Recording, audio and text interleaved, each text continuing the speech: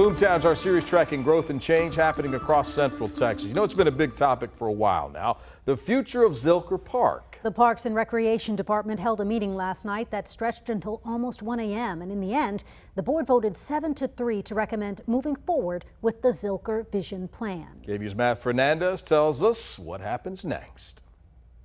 I would say I love almost every inch of it. Robin Rather from Austin loves enjoying Zilker Park on a warm, sunny day. I raised my son out. My son's 22 now, but starting from when he was a baby, we would come down here and do all the things, ride the train, do the playscapes, walk. Rather is one of the many people who stayed at the Parks and Rec meeting until nearly 1 a.m.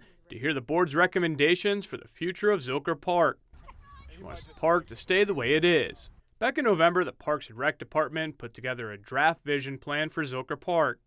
Some of the big things in that draft included looking at building parking garages, a pedestrian walk that will go near Barton Springs Road, and an amphitheater. All those in favor of Board Member Taylor's amendment, please raise your hand. Monday night, the Parks and Rec Board voted to move forward with several recommendations to the City Council. When it comes to adding parking garages, they recommend doing an environmental study for potential impacts.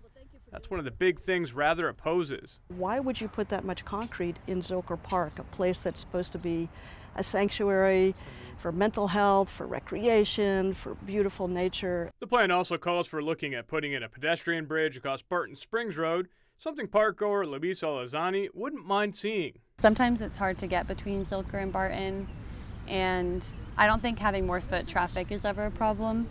And it might make it easier to get across the road too. When it comes to putting an amphitheater, the board recommended to consider more locations. As for Barton Springs Road, the board recommended reducing it to one lane on each side and adding parallel parking.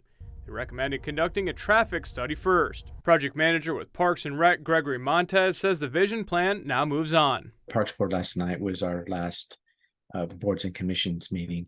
So now the next step is to go before council for their consideration and approval of the vision plan. So it's a big step because the park has never really had a comprehensive plan in its history. In Austin, Matt Fernandez, KVUE News.